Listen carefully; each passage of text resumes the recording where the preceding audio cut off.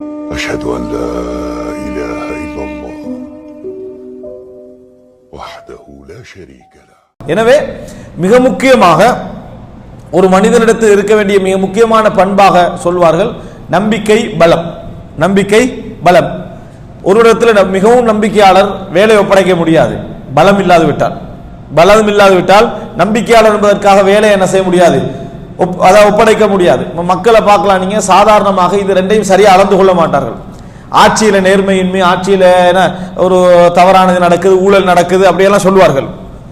சொல்லிட்டு ஒரு நேர்மையான ஒரு ஆட்சியாளர் வர வேண்டும் என்று எதிர்பார்ப்பார்கள். நேர்மையான ஆட்சியாளர்லாம் சரியாக ஆட்சி செய்வார்கள் அர்த்தம் அல்ல. மக்களுக்கு அது சரியான அந்த பார்வை இல்லாதனால என்ன நினைக்கிறாங்கன்னு சொன்னால், ஒரு உண்மை சொல்லக்கூடிய நேர்மையான வாய்மையுள்ள ஒரு ஆட்சியாளர் வர வேண்டும் அப்படின்னு எதிர்பார்ப்பார்கள். ஏன்னா எல்லாமே ஊழலும் பொய்யும் மலிஞ்சு கிடக்கிறதுனால.